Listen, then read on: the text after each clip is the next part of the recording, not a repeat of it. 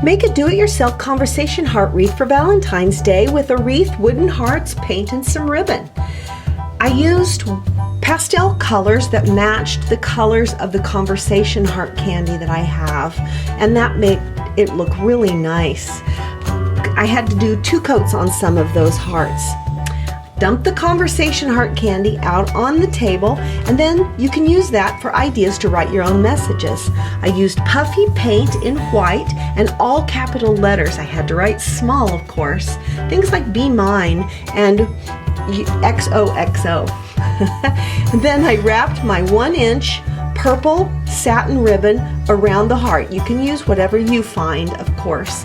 Brought it all the way around and then tied it at the top. That looks good, doesn't it? Take those larger colored hearts and use your hot glue gun to glue them all the way around the rim of that heart wreath. That gives kind of a base that you can glue other things to. I kind of spaced out those colors best that I could.